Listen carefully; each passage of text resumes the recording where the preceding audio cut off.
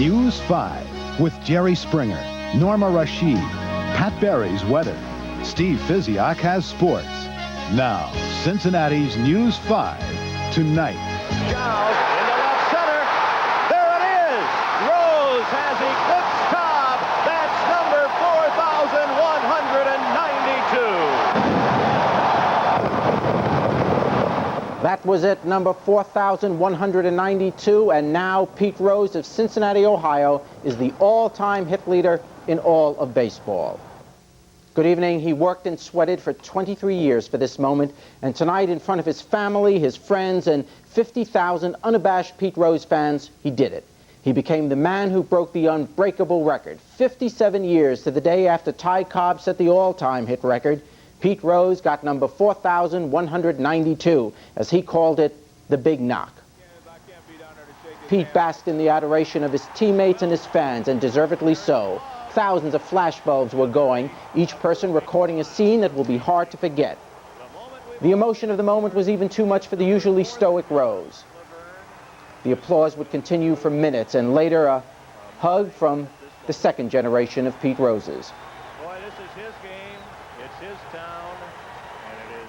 Immediately after the game tonight, a winning effort by the Reds, I might add, a ceremony was held, one especially for Pete Rose.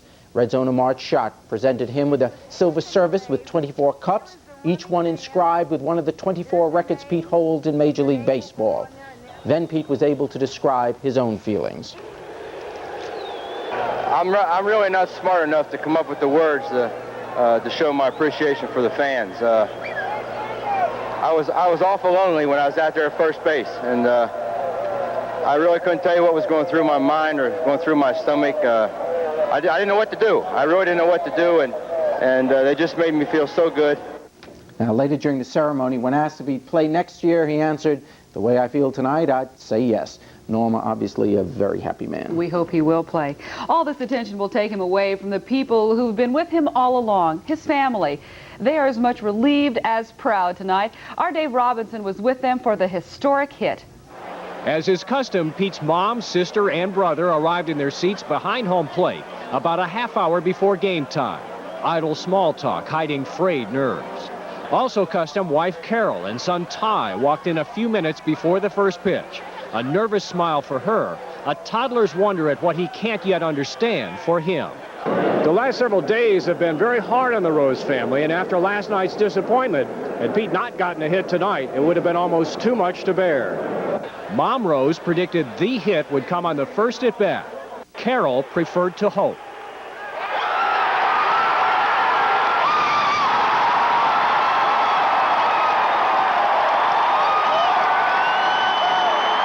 I'm glad it's over. Now I can relax a little bit. I've been so on edge.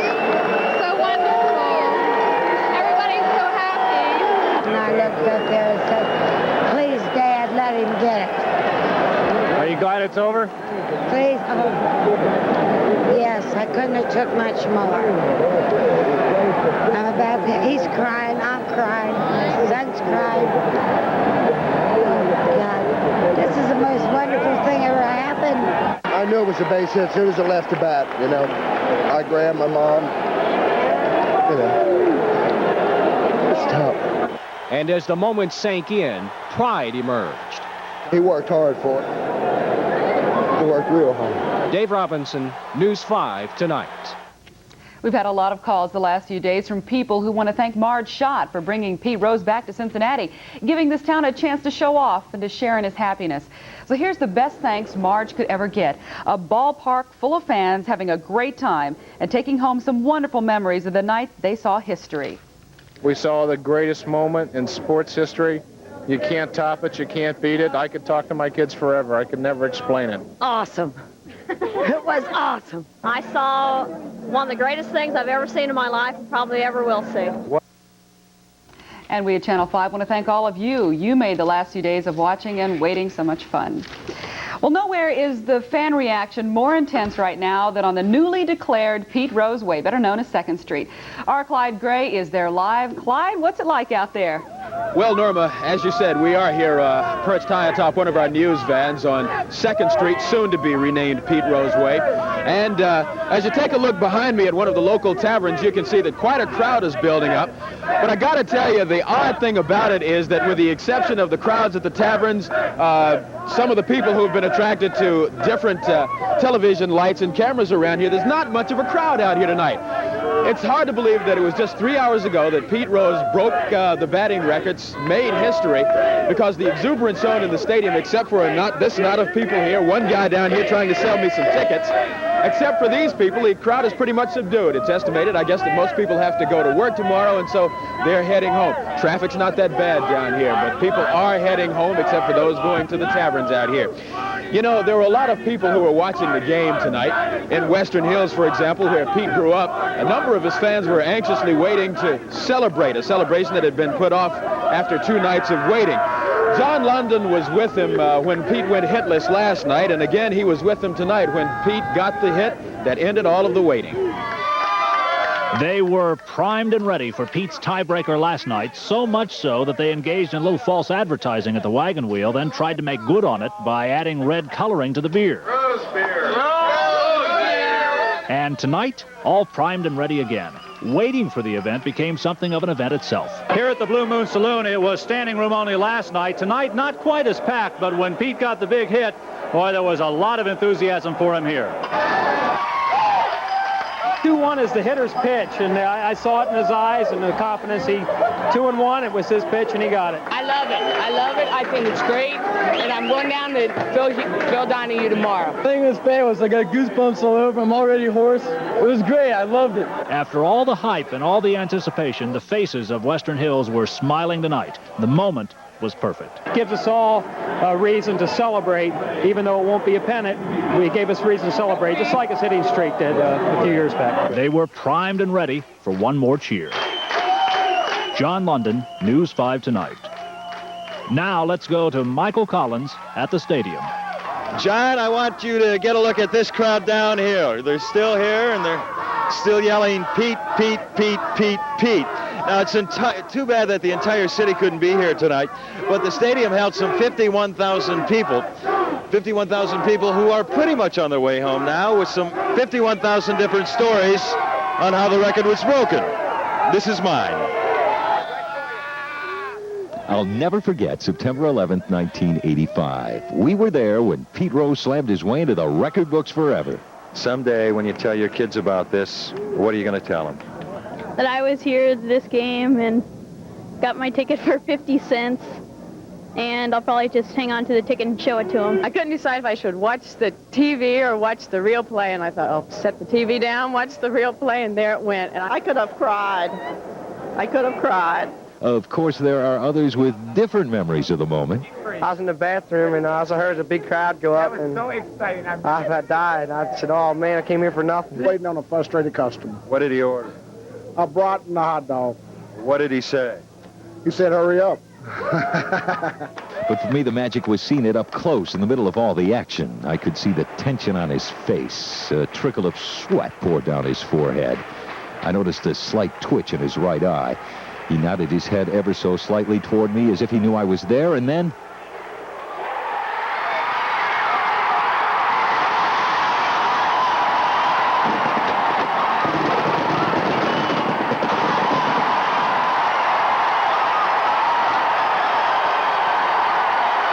Well, all right, maybe I couldn't see all that from up here, but someday when I tell my kids about this, it has got to be in a legendary manner. I mean, I can't just tell them I saw a fly speck hit a golf ball.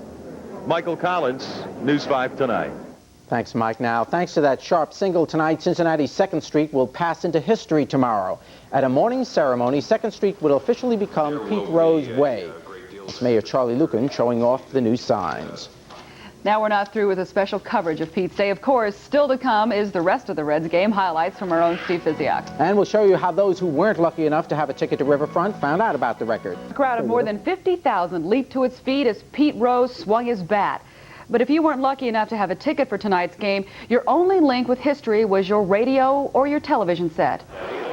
If you saw the game on Channel 5, it was Ken Wilson and Joe Morgan at the mic. Ken got the call. 2-1 pitch from Schaus into left center. There it is. Rose has eclipsed Cobb. That's number 4,192. What did it feel like when you made the call? You know, it felt just like I expected it would back in May and June and July when we thought about it. You have to anticipate, and I said exactly what I thought I would say. If you had your radio tuned to WLW, you heard these two men, veteran announcers Marty Brenneman and Joe Nuxall. It was a toss-up as to who would get the call. Marty won the toss. Shao kicks and he fires. Rose swings. There it is! There it is! Get out! Get out! All right! Hit number 4192. It's probably the single most exciting thing that I've ever broadcast. You know, it's the biggest record that's ever been set, in my estimation, in sport, and to be a part of it on a network as big as we have and to tell a lot of people about it, to me was a big responsibility, and I only thank God I didn't fumble over the words. A Delhi businessman is especially happy over Pete's triumph tonight. Jim Hughes has exclusive rights to making this. It's a keychain with Pete's lucky number and the day he broke the hitting record. The problem was that Hughes was sure that the day would be yesterday. When that didn't turn out, he had to melt thousands of the keychains down again and start over. Hedging his bet that tonight would be the night, Hughes had the new chains printed. He's breathing a sigh of relief tonight. He'll sell his chains in area stores. Hughes expects to peddle more than 100,000 of the mementos. All 5,000 free tickets to see Pete Rose were quickly scratched up today. The tickets are good for tomorrow, and Pete will be teaming up with Phil Donahue instead of his teammates. The talk show host will be spending an hour with Pete Rose. If you were lucky enough to get tickets, you need to be at Riverfront Coliseum by 12:30. The doors close then. The show will air on Friday morning at 9 o'clock right here on Channel 5. And next, Dave Parker takes the stand in the cocaine trial in Pittsburgh. And we'll show you pictures of the first satellite ever to go through a comet. Stay with us. The owner, someone like that would rather hear it from me than someone that they really don't have the utmost respect for. And I don't really like to sit at home or sit in a dugout or the office and concern myself with things like that because it might never happen. Do you think your approach to the game, your work ethic, the way your way of thinking might be more in line with the players' top days than today's players? You think your work ethic, the way you approach the game, is more in line with the Ty Cobb days than the players of today? No. I think the only similarities that I have with the old-time ball players, you hear a lot of old-time ball players say that I remind them of themselves, and I think the only way that I remind the old-time ball players of themselves is one, I love the game, and two, I have fun playing the game. But there again, you have to realize baseball is a business today. But you don't ever hear me talk about the business part of baseball once I sign a contract. I'm a son of a buck when Mr. Katz and I are negotiating a contract. But once the contract is signed, sealed, delivered, go out and do your job. And I just approach the game the same way as the old timers. I have fun. I mean, baseball is a fun game. I mean, it's you can't go to a baseball game and worry about this and worry about. It's a fun sport. I mean, it's an outdoor sport, and it's a game that you're supposed to have fun and perspire and do your thing. And I think the old timers didn't worry about how much money they made, but they didn't have to. They didn't have to worry about it. But you have to worry about today. I mean, how many ball players do you know today? How many ball players do I know today that right now don't have doodly squat? They don't have anything. And because they weren't fortunate enough to be among the players who made big money. So, and you see a lot of those guys, you know, you have to have a little bit of business sense. If you don't have good people like I do have, and you have to have good people who handle your money and you know, worry about you when you're through as an active player, because you don't play forever. Nobody does. I just happen to play a lot longer than most people. And, you know, I happen to be, I played baseball, I told you yesterday, I played baseball for $7,000 a year, and I played baseball for $10,000 a game. I mean, so I've been on both sides of the bridge. So I've been, you know, real lucky. So, you know, I just think that I have a lot of fun and play the game like a kid. Pete, Pete Rose talking about the game he loves, and we're going to be hearing a lot more from Pete in the next few days. Now let's go down to the ballpark where Steve Physioc is. Steve? Thank you, Jerry. It is indeed an exciting time. Pete Rose talking to all the press inside of Riverfront Stadium, but all the lights are out here outside of Riverfront Stadium, and the city has quieted just a bit, but a memory will continually be etched in the minds of all of Cincinnati, and it's that base hit 4-1-9-2. It came in the first inning. The count was 2-1, and Pete Rose got a slider from the pitcher Eric Schau. Ken Wilson was at the microphone for Channel 5 and all of the Reds television network, and let's go back and take a listen again. Standing room only crowd in Cincinnati on its feet. First inning, Pete Rose against Eric Schau. 2-1 pitch from Schau into left center. There it is. Rose has eclipsed Cobb. That's number 4,192.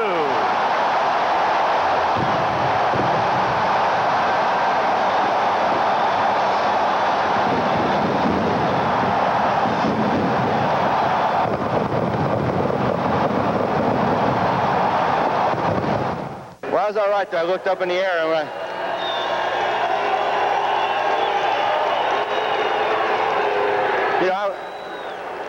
I was doing pretty good until I looked up in the air and I saw my father and Toria Tolley up there, and they took care of me. I bet your dad won the argument.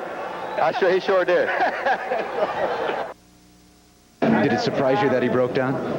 No, it didn't surprise me because I know Pete, and I know he's more an emotional person and good-hearted person more than anybody thinks. You know, it's too many years, playing together, and no way I can miss this moment.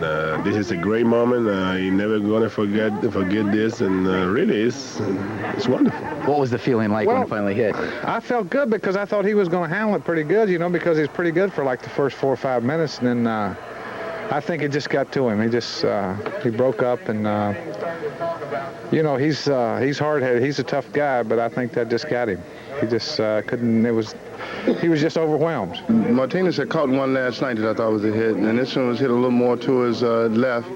And as the ball got closer to the ground, I started squatting, and I kind of raised my hand, in rejoicement. I was glad to see it happen. I know Pete is glad to see it happen. I saw banners out there where one of the signs said, "Thanks Pete for doing it today. I didn't have tickets for tomorrow."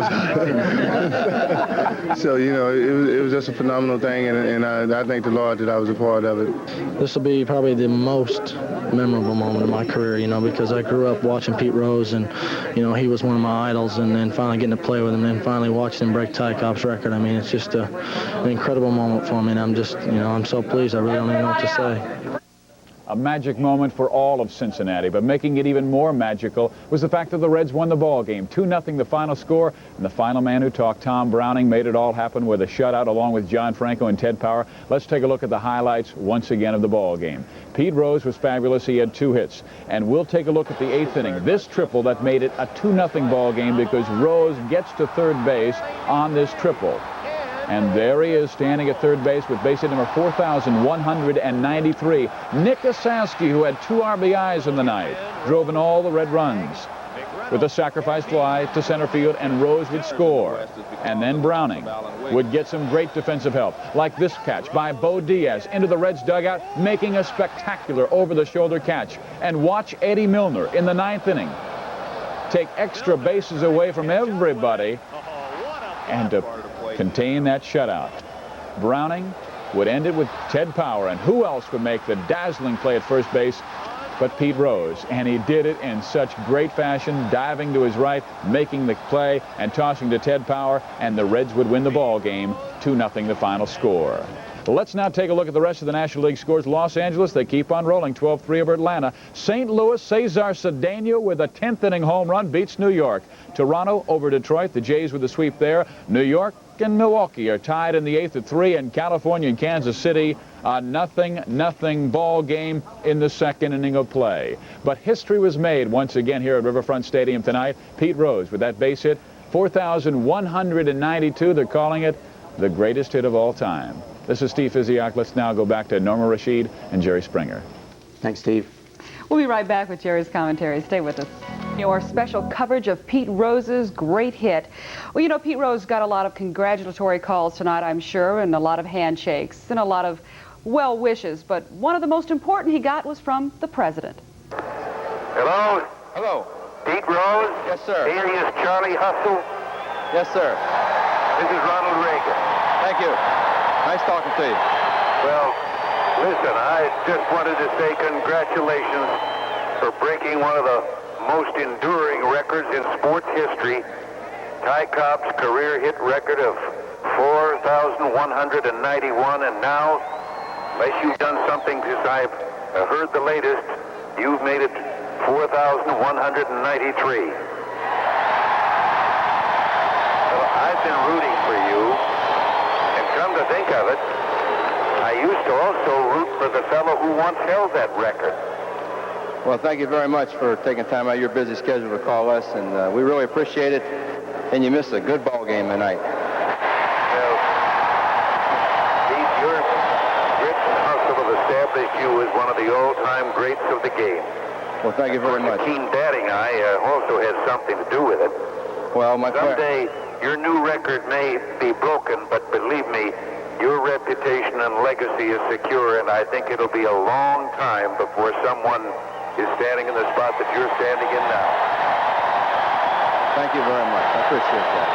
Well, I wish you, the Reds, and the people of Cincinnati all the best. It's been a pleasure talking with you. Indeed, we ought to do this more often. You know, those of us who are in the middle of our careers can share tips on how to stay ahead of those younger folks who keep coming up on us from behind. Well, if you'd have been here tonight, you'd know why we think this is the baseball capital of the world right here in Cincinnati, Ohio. Well, there is only one possible subject for Jerry to do his commentary on tonight. Pete Rose, right, Jerry? Thanks, Norma. I was watching along with what seemed like the rest of humanity, the greatest hit of all time, cheering madly like everyone else, and then suddenly he cried. Standing there alone at first base on top of the world by way of his 4,192nd hit, Pete Rose cried and hugged his kid, and suddenly it all made sense. The mass hysteria and pandemonium that has surrounded this quest of Cobb had nothing to do with baseball after all. It was simply life, the victory of the human spirit. It's tempting at moments such as this to overstate the case. This is not the greatest thing that ever happened. It will not affect history.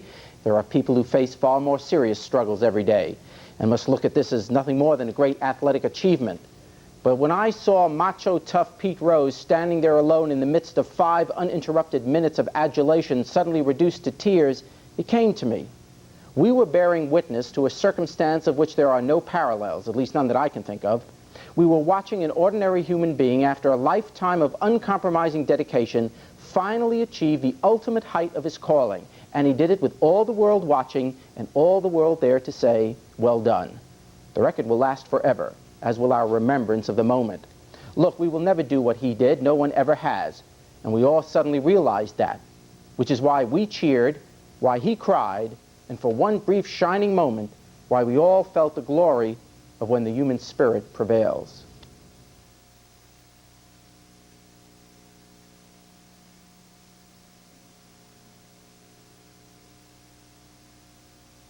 Tonight, it seemed that the whole world was watching when Pete got that hit.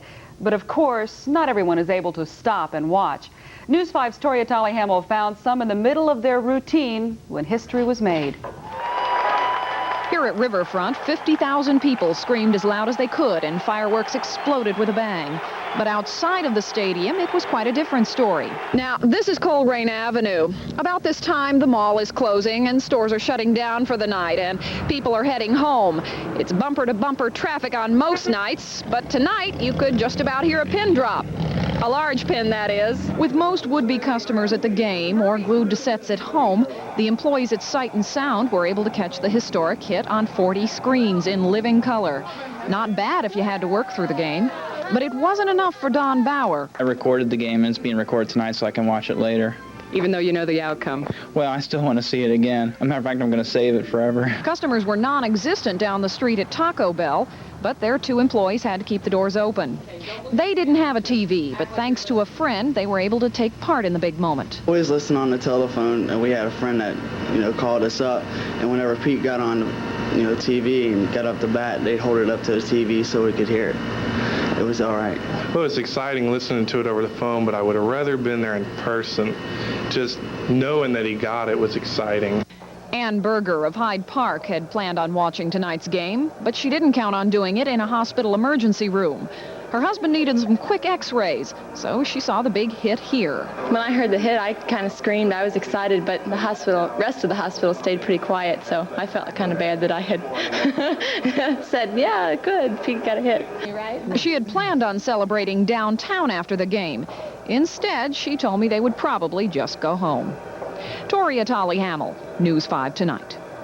Well, that's it for September 11th, 1985, a moment we will long remember. Thanks for watching. We'll join the Tonight Show in progress. Have a good evening. Good night.